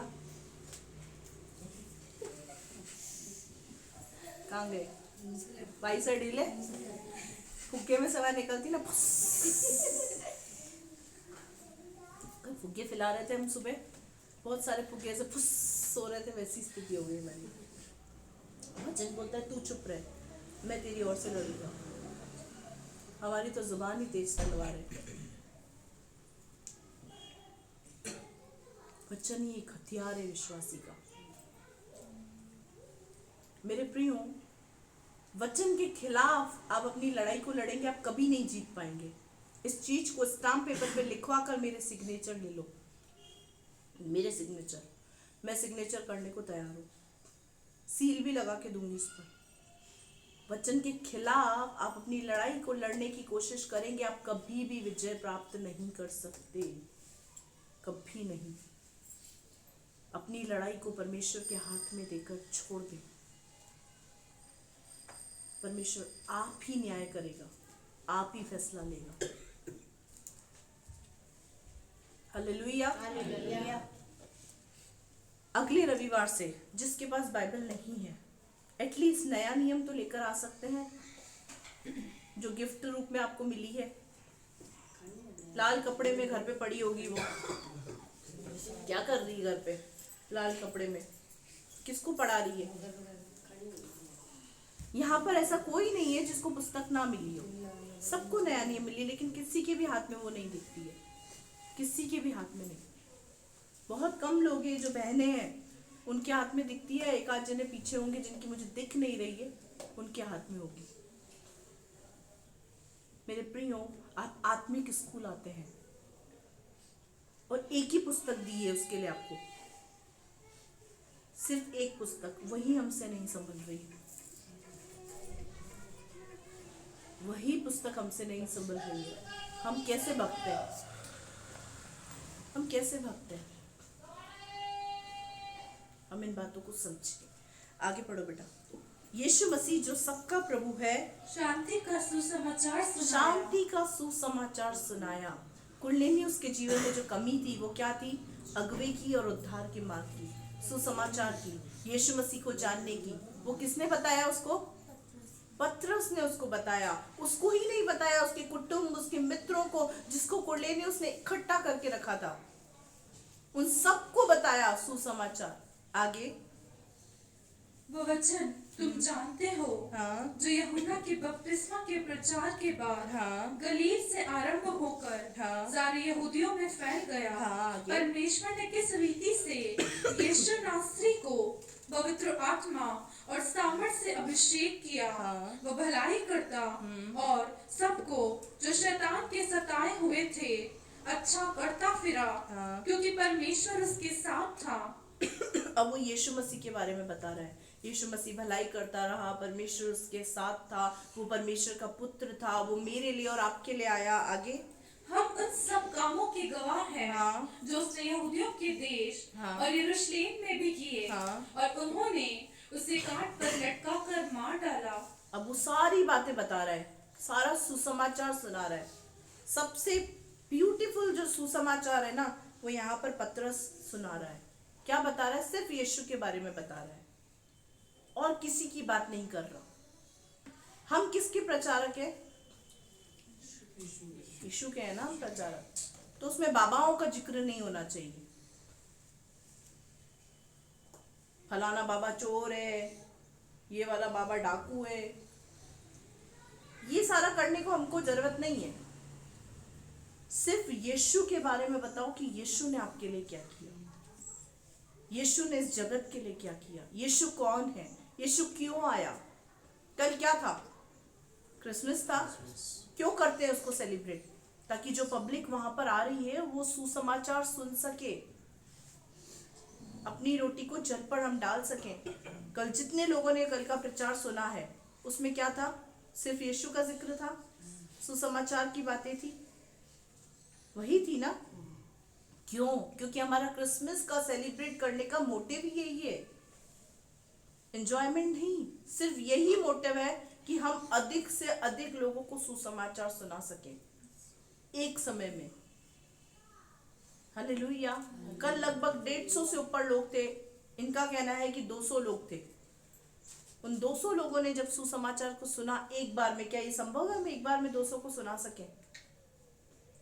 कल हमने सुनाया, हमने अपना काम किया और परमेश्वर के हाथ में छोड़ दिया कि परमेश्वर अब तू ही उन पर अनुग्रह कर ताकि वो तुझे जान पाए। यहाँ पतरस भी क्या कर रहा है, कुरनेलियुस उसके घर के लोगों को, उसके कुटुंबियों को क्या कर रहा है, सुसमाचार सुना रहा है, बता रहा है यीशु के बारे में कि वो काट पर लटकाया गया, उसने शैतान से, जो शैतान ने जिन लोगों को जकड़ रखा था उनको आजाद किया, बीमारों को चंगा किया, भलाई के काम किए, परमेश्वर उसके साथ था, परमेश्वर उसकी सुनता था, वो परमेश्वर का पुत्र था। ये सारी बातें पतरस क्या कर रहा है, वहां लोगों को बता रहा है। अब बताने के बाद क्या हुआ, उसको परमेश्वर ने तीसरे दिन जिलाया। ये सारी बातें गवाही के रूप में वो बता, वहां पे सुसमाचार के रूप में बता रहा है, सब लोगों पर नहीं, हाँ। वरन गवाहों पर जिन्हें परमेश्वर ने पहले से चुन लिया था, हाँ। अर्थात हम पर, जिन्होंने उसके मरे हुओं में से जी उठने के बाद उसके साथ खाया पिया, और उसने हमें आज्ञा दी कि लोगों में प्रचार करो और गवाही दो कि ये वही है जिसे परमेश्वर ने जीवितों और मरे हुओं का न्याय ठहराया है। जीवितों और मरे हुओं का। आप लोग कौन है? पक्का, पक्का ना, सब जिंदा है, पक्का। चूटी पहन के चेक करो, हम सब जिंदा है। हम कौन है? जीवित। जीवितों और मरे हुओं का न्याय परमेश्वर ने यीशु को ठहराया। किसका न्याय? जीवित है और जो मर चुके हैं उनका भी, जो जीवित है उनका भी न्याय यीशु मसीह को ठहराया। आगे उसकी सब भविष्यद्वक्ता गवाही देते हैं, हाँ। कि जो कोई उस पर विश्वास करेगा, हाँ। उसको उसके नाम के द्वारा पापों की क्षमा मिलेगी। हालेलुया, अंडरलाइन करें, जो कोई यीशु के नाम पर विश्वास करेगा उसको उसके पापों की क्षमा मिलेगी। अब क्षमा मिल गई तो इसका मतलब पाप करते जाएं। आजकल की जनरेशन का तो यही है, यीशु के नाम पर विश्वास कर लिया, पाप करते जाओ, अर्जी लगती जाएगी। यीशु बोलता जाएगा मेरा मुन्ना है, इसको छोड़ दे, परमेश्वर छोड़ दे, मेरा मुन्ना है। ऐसा नहीं मेरे प्रियो, परमेश्वर का वचन कहता है एक जगह पर कि परमेश्वर उस पौधे को, उस पेड़ को काटने पर था जिसके जीवन में किसी प्रकार का कोई फल नहीं था। यीशु मसीह ने भी मोहलत मांगी कि सिर्फ 1 साल इसको रहने दे, मैं इसमें मेहनत करूंगा, फले तो ठीक है, नहीं तो उसको काट डालना। कलीसिया में जो लोग आ रहे हैं ना मेरे प्रियो, उनका भी न्याय होगा। ऐसा नहीं यीशु मसीह रजिस्टर लेके खड़ा रहेगा और नाम लेगा, चल तू आती थी हर संडे को, चल अंदर चल, स्वर्ग तेरा है, तूने स्वर्ग को खरीद लिया है, तू संडे को आता था, चल अंदर चल, स्वर्ग तेरा है। भले ही वो सिगरेट पी रहा है, दारू पी रहा है, बीड़ी पी रहा है, कुछ भी कर रहा है, अगर एक एक करके एक एक पाप करने वाला व्यक्ति स्वर्ग में चला जाएगा तो स्वर्ग नरक नहीं बन जाएगा। एक के अंदर एक ही आदत है बीड़ी पीने की, वो बीड़ी पी रहा होगा स्वर्ग में, कैसा लगेगा सोचो आप थोड़ा। एक के अंदर गुटखा खाने की आदत होगी, वो गुटखा खा रहा होगा, कैसा लगेगा स्वर्ग में। एक के अंदर गाली बकने की आदत होगी, वो गाली गलौज करके इधर उधर कर रहा होगा लोगों को, कैसा लगेगा। स्वर्ग स्वर्ग लगेगा। तो मेरे प्रियो एक भी पाप नहीं चलेगा, एक भी पाप नहीं चलेगा स्वर्ग में। यहाँ चल रहा है यहाँ चलेगा, सब चलेंगे, मिक्स के लोग चलेंगे, कोई बात नहीं। साल में एक बार तो पीते हो ना, कोई बात नहीं, चलेगा चलेगा। ओकेजनली पीते हैं हम तो, सिर्फ त्योहार पर दारू पीते हैं हम तो। मेरे प्रियो, जिस नाव में एक छेद हो 10 छेद हो, दोनों ही डूबेंगी, पर एक छेद वाली थोड़ी देरी से डूबेगी, पर डूबेगी, ये पक्का है। कोई नहीं बचा सकता उस एक छेद वाली नाव को। हमारी जीवन रूपी नैया को ऐसे चलाएं कि उसमें कोई भी ऐसा छेद नहीं हो जहां से शैतान घुस के आ जाए। शैतान हमारी जिंदगी के अंदर छेदों को देखता है, कमी देखता है, और उसी कमी से अटैक करेगा आपके ऊपर। आप अगर गुस्सेबाज हैं तो आपके इर्द गिर्द ऐसे लोगों को भेजेगा जो आपको गुस्सा करने में मजबूर कर देंगे। अगर आप गाली गलौज करने वाले हैं, ऐसा कुछ काम करवाएगा आपके परिवार लोगों से कि आपके मुंह से गाली निकल ही जाएगी। अगर आप दारू पीने वाले हैं तो आपके दोस्तों को भेज देगा। अगर आप बोल रहे नहीं मैं आपसे दारू नहीं पीऊंगा, दोस्त आ जाएंगे, चल आजाद पार्टी कर ले, कल से मत पीना। आज के निर्णय आज ही काम करेंगे, कल पे पेंडिंग मत करें उसको। कल से मैं पक्का गुस्सा नहीं करूंगा। यीशु बोलेगा मैं आज ही रात को आ रहा हूं, फिर क्या करोगे? हम जो ये चीजें बोलते हैं ना कि कल से पक्का प्रभु, कल से, हमारा कल ही हमने नहीं देखा है। आप प्रभु को रो रो के पुकारे, प्रभु बोले बेटा मैं कल पक्का आऊंगा, आज मत बोल, आज बहुत बिजी है। कैसा लगेगा? कैसा लगेगा? रो रो के बेहाल हो जाएंगे, बेहाल। और प्रभु बोले मैं तो कल आऊंगा, सॉरी आज नहीं आ सकता मैं। प्रभु का काम हमको तुरंत चाहिए, और हम अपने जीवन के अंदर बदलाव तुरंत नहीं कर सकते। इंसान है ना, तो कुरलेनियुस कौन था? स्वर्गदूत, फरिश्ता, रोबोट, दूसरी दुनिया से आया हुआ व्यक्ति? कुरलेनियुस भी आपके मेरे जैसा मनुष्य था, उसने भी किया, हम भी कर सकते हैं। लेकिन क्या करना नहीं चाहते, कर नहीं पा रहे। उसका कारण पता है क्या है? हमारे कुछ एफर्ट्स नहीं है, हमारे भी कुछ एफर्ट्स चाहिए। ये ना सोचें कि हाँ ये बात सत्य है, परमेश्वर की सामर्थ पाकर हम सब कुछ कर सकते हैं। वचन में ये लिखा हुआ है, वचन में ये नहीं लिखा हुआ है परमेश्वर की सामर्थ से सब हो जाएगा। ऐसा लिखा हुआ है? ऐसा लिखा हुआ है? वचन को ध्यान से पढ़े और समझे। परमेश्वर की सामर्थ पाकर मैं सब कुछ कर सकता हूं, यानी करना मुझे ही है, करना मुझे ही है, सामर्थ परमेश्वर की है। तो कब होगा? जब हम करने की इच्छा रखेंगे, करना चाहेंगे। परमेश्वर की सामर्थ से प्रोग्राम हो जाएगा और हमारा हाथ धर के बैठ जाए। कोई बोले दीदी डांस कर ले, परमेश्वर की सामर्थ से हो जाएगा। कुछ मत करो, तुमको प्रैक्टिस की जरूरत नहीं है, कुछ मत करो, बस स्टेज पे खड़े हो जाना, सारे के सारे जोकर दिखेंगे। अभी आप हंस रहे हैं, वो पब्लिक जो आती वो हंसती। कुछ मत करो, खाना वाना मत करो, परमेश्वर की सामर्थ से सब कुछ हो जाएगा। अपन को कुछ करने की जरूरत ही नहीं है, परमेश्वर की सामर्थ से हो जाएगा। फिर लंगा लगाना पड़ता कर।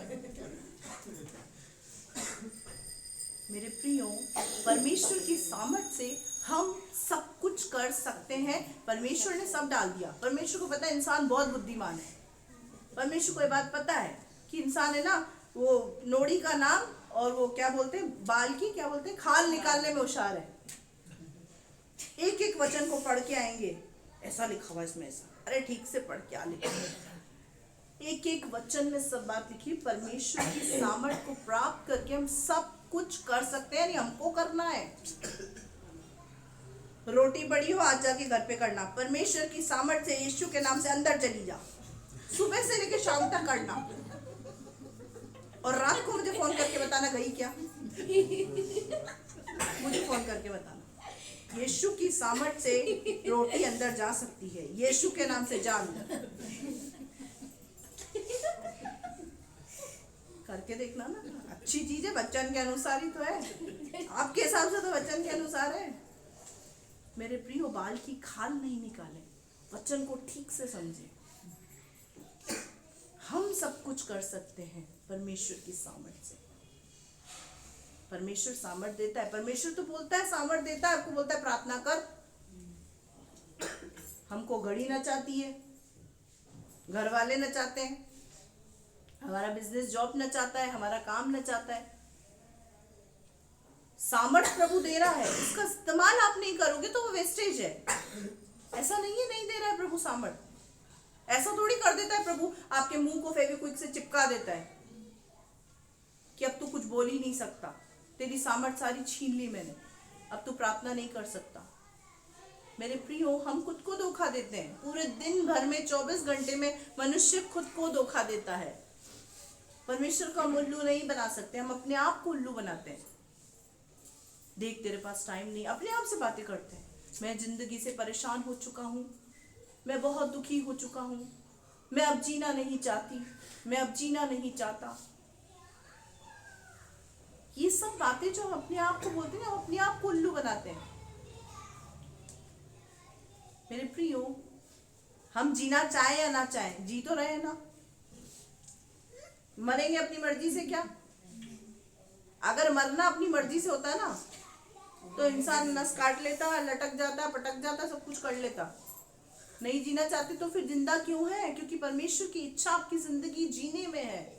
तो जिए तो ऐसे जिए मानो परमेश्वर के लिए जी रहे हैं। Hallelujah, hallelujah. ऐसे जिए ना। संसार के लिए मर गए, बहुत बढ़िया, इससे बढ़िया तो कोई बात नहीं हो सकती है। लेकिन प्रभु के लिए तो जिए और आनंद से जिए। ऐसा जिए कि लोग बोले कि नहीं, वाकई इस व्यक्ति में कोई भाव तो है। Hallelujah, hallelujah. अब आगे पढ़े, 44 पढ़ ले। अन्य जातियों पर पवित्र आत्मा उतरना। पतरस ये बातें कह ही रहा था कि पवित्र आत्मा वचन के सब सुनने वालों पर उतर आया। अब क्या हुआ यहाँ पर? जैसे ही पतरस ये सुसमाचार सुना रहा था तो पवित्र आत्मा उन लोगों पर उतर आया। हालेलुया। और वो लोग क्या हुआ? अन्य अन्य भाषा बोलने लग गए। क्या हुआ वहां पर? अन्य भाषा वो लोग बोलने लग गए। पवित्र आत्मा उनके ऊपर उतर गया। पतरस समझ गया कि परमेश्वर सबका है। यीशु मसीह सबका प्रभु है। Hallelujah, hallelujah. हमें भी इस बात को समझना है कि यीशु मसीह सबका है, वो किसी का पक्षपात नहीं करता। लेकिन हमें जीवन कैसा रखना है? कुरलेनियुस की तरह। हमने उद्धार के मार्ग को जान लिया, यीशु को हम जानते हैं। क्या कुरलेनियुस वाले गुण हमारे जीवन के अंदर हैं?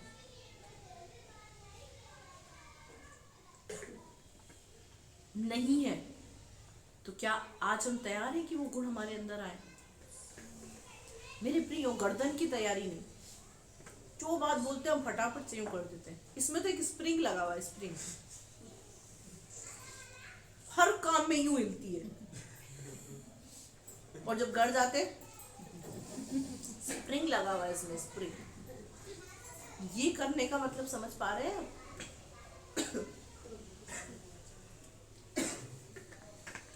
ये करने का मतलब है, परमेश्वर जो तूने मुझे मुंडी दी है ना, उस मुंडी को हिलाकर मैं अपना सहमति दिखा रहा हूं तुझे। मेरे प्रियो, यूं करना बहुत आसान है, मेरे सामने कर लेंगे, लेकिन मैं ही आपको चंगाई, छुटकारा, आशीष, बरकत मैं देने वाली नहीं हूं। जो यहाँ पर मौजूद है वो देने वाला है। अपनी गर्दन हिलाए या ना हिलाए, अंदर से बोले कि मैं करना चाहता हूँ, मैं करना चाहती हूँ। दर्द है, तकलीफ है, लेकिन मैं करना चाहता हूँ, मैं चाहती हूँ। वो होता है भक्त व्यक्ति। देखो, हमको धोखा देना बहुत आसान है मेरे प्रियो। हमारे साथ आप धोखेबाजी कर भी लोगे तो हमको उससे फर्क नहीं पड़ेगा, क्योंकि आशीष, चंगाई, छुटकारा हम देने वाले नहीं हैं। लेकिन जिस खुदा की आप आराधना करते हैं ना, आप उसको धोखा नहीं दे सकते। आप बंद कमरे के अंदर भी क्या बोलते हैं, क्या सोचते हैं, वो भी जानता है। आप क्या बोलते हैं, क्या सोचते हैं, आपके विचार क्या हैं, आप क्या कर रहे हैं, क्या करने वाले हैं, क्यों कर रहे हैं, उसे सब पता है, सब कुछ। इसीलिए अपने आप को धोखा देने से अच्छा, क्योंकि परमेश्वर को तो हम दे ही नहीं सकते, तो हम किसको धोखा दे रहे हैं? खुद को, अपने आप को। तो अपने आप को धोखा देना बंद करो। अपने जीवन में बदलाव लेके आए, कुंडलिनी की तरह अपने जीवन को बनाए। क्या करना है आपको? कुंडलिनी की तरह अपने जीवन को बनाना है। क्या था कुंडलिनी के जीवन में? क्या था? वॉशिंग पाउडर, निरमा, परमेश्वर के साथ सब गायब। क्या था? ऐसी फटाफट से आवाज आनी चाहिए कि हमने सुना है। परमेश्वर से डरता था। हाँ, और धर्मी था, और प्रार्थनावादी व्यक्ति था। 5 क्वालिटीज कुंडलिनी के जीवन में थी। कमी क्या थी? उद्धार का मार्ग बताता था। अगुवे की कमी और उद्धार का मार्ग उसको पता नहीं था। बस ये 2 कमी थी। उस कमी को परमेश्वर ने पूरा किया। वो 2 कमी हमारे जीवन के अंदर है। अगुवे है। अच्छे लग रहे हैं ना? नहीं अच्छे लग रहे? चेंज करना चाह रहे? अगुवे हैं आपके जीवन में, आपको सही गाइड करते हैं, आपको गाइडेंस देते हैं, आपको समझते हैं, आपको समझाते हैं। उद्धार का मार्ग भी आपको दिखा रखा है। यीशु मसीह के बारे में भी आप जानते हैं। तो अब जो कुंडलिनी उसके जीवन की 5 खूबियां हैं, मतलब सूबेदार था, तो मतलब हमको सूबेदार नहीं बनना है कि सबने अपने एम्बिशन चेंज कर दिया। आज से मैं सिर्फ एक सूबेदार बनना चाहती हूँ। वो सूबेदार था, वो उसकी क्वालिटी थी। आप एक बिजनेसमैन है, ये आपकी क्वालिटी है। आप जॉब करते हैं, ये आपकी क्वालिटी है। आप टीचर है, ये आपकी क्वालिटी है। लेकिन आप अपने फील्ड पर कैसे हैं, मैं ये बात कहना चाहती हूँ। वो सूबेदार था और अपनी फील्ड पर उसका एक नाम था, वो सुनाम व्यक्ति था। लोग उसको देखकर परमेश्वर की प्रशंसा करते थे। यीशु मसीह को जब किसी स्त्री ने कहा आकर कि धन्य है प्रभु तू, और धन्य है तेरी माता जिसने तुझे जन्म दिए, धन्य है तेरी माता जिसने तुझे जन्म दिया, यीशु मसीह ने पता है क्या कहा? लेकिन वो कितने धन्य है जो परमेश्वर के वचन को सुनते और उसे मानते हैं। मेरे प्रियो, यीशु मसीह की बातों को सुनो। यीशु मसीह ने क्या कहा? वो कितने धन्य हैं जो परमेश्वर के वचन को सुनते हैं और उसे मानते हैं। वो लोग ब्लेसेड है, धन्य लोग हैं वो। हमने परमेश्वर के वचन को सुना है और अच्छे से समझा है। वो 5 क्वालिटी जो कुंडलिनी के जीवन के अंदर थी, वो 5 क्वालिटी हमारे जीवन के अंदर होने पाए। मैं विश्वास करती हूँ इस बात के लिए, जिस फील्ड पर आप हैं, आज के बाद उस फील्ड पर आप परमेश्वर की महिमा करेंगे। आपके जीवन को देखकर लोग बोलेंगे, आपका नाम सुनाम होगा, बदनाम नहीं। दूसरा, भक्त, धर्मी। तीसरा, परमेश्वर से डरने वाला, उसका भय रखने वाला। चौथा, देने वाला जीवन। 5वां, प्रार्थना करने वाला जीवन। ये क्वालिटीज हम सबके जीवन में होनी चाहिए। आइए हम अपनी आंखों को बंद करेंगे। हालेलुया।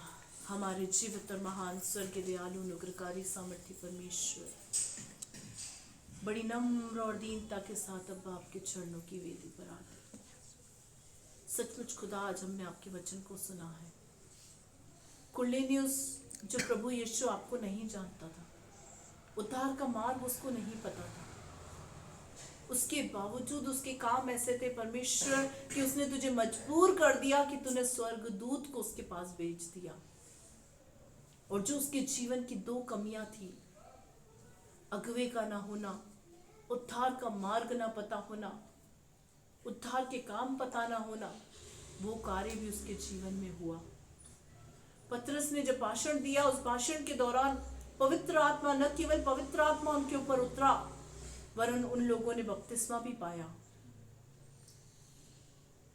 आगे वचन में यही लिखा हुआ है परमेश्वर कि उन लोगों ने वहां पर बपतिस्मा भी पाया। जो 2 कमियां थी, उस कमी को भी तूने उनके जीवन से दूर कर दिया। प्रभु, आज तेरे बच्चों ने तुझे जाना है, ये तुझे जानते हैं यीशु, तुझे पहचानते हैं। अगुवे इनके जीवन में तूने इनको दिए हैं, लेकिन जो कुंडलिनी उसके जीवन की 5 खूबियां हैं, जो इनके जीवन में आज जो खूबी नहीं है प्रभु, वो इनके जीवन में आ जाए यीशु के सामर्थ्य नाम में। पवित्र आत्मा तू टच कर तेरे लोगों को, उनके जीवन में तू काम कर पवित्र आत्मा। तू उनसे बोल और बातचीत कर प्रभु। ये तेरा वचन ही है जो इंसान को काटता है, छांटता है और बनाता है। तेरा वचन ही है जिसके द्वारा हमारा शेप बनता है। तेरा वचन ही है जिसके द्वारा हमारी जिंदगी बदलती है। तेरा वचन ही है जिसके द्वारा प्रभु हम जयवंत होते हैं। सचमुच प्रभु मैं तुझसे विनती करती, तू तेरे बच्चों को कायल कर खुदा। पवित्र आत्मा कायल कर, जिनके जीवन में बदलाव नहीं है पवित्र आत्मा, उनके जीवन में बदलाव को तू लेकर आ पवित्र आत्मा। ये कहते तो हैं प्रभु कि वचन मेरा हथियार है, लेकिन सचमुच प्रभु इनकी बोली के अनुसार तेरा वचन ही इनका हथियार बन जाए। प्रभु मैं तुझसे विनती करती खुदा, तेरे लोगों पर तू तरस खा। यीशु जब तूने भीड़ को देखा उस पर तरस खाया, तूने उन लोगों पर भी तरस खाया जिनका कोई चरवाहा नहीं था। मैं तुझसे प्रार्थना करती तो अपने बच्चों पर तरस खा। इनको इनकी गलतियां पिता तू रियलाइज करा, इनकी गलतियों पर तू उंगली रखे, कहाँ अपने जीवन के अंदर गलती कर रहे हैं प्रभु, तू इनको रियलाइज करा। और प्रभु इनको बुद्धि दे, समझ दे और सामर्थ दे कि वो अपनी गलतियों को तेरी सामर्थ पाकर दूर करने पाए और पवित्र और सिद्ध हो जाए जैसा तू चाहता है प्रभु। तेरे सामर्थी हाथ को तू बढ़ा खुदा, तेरे सामर्थी हाथ को तू तेरे लोगों की ओर बढ़ा खुदा। मैं तुझसे ऐसी प्रार्थना करती, धन्यवाद करती राजा तूने मेरी दुआ को सुना। धन्यवाद करती पिता तूने दुआ को सुना। तू बड़े मैं घटूं मेरे जीवन से राजा तुझे महिमा मिले। वचन के बीच चुराने वाली आत्मा को यीशु के नाम से डिस्ट्रॉय करती, एक एक की जिंदगी से तेरा वचन 100 गुना प्रतिफल आने पाए। धन्यवाद करती अपनी दुआ को सुना, यीशु के नाम से दुआ मांगती, आमीन। आइए हम अपनी आंखों को बंद करेंगे, परमेश्वर के सम्मुख अपने सरों को झुकाएंगे और आशीष वचन को प्राप्त करेंगे। पिता परमेश्वर का प्रेम, प्रभु यीशु मसीह का अनुग्रह और पवित्र आत्मा की सहभागिता आपके और हमारे साथ सदैव बनी रहे। हम सब कहें आमीन। आइए हम आशीर्वाद को प्राप्त करेंगे। आशीर्वाद को प्राप्त करें। त्रिएक परमेश्वर आपको आशीष दे, आपकी रक्षा करे, अपने मुख का प्रकाश आप पर चमकाए, आप पर अनुग्रह करे, अपना मुख आपकी ओर करे, आपको अपनी शांति से भरे। सब कहें आमीन। प्रभु इन वचनों के द्वारा आपको आशीष दे। जय मसीह की। Praise the Lord.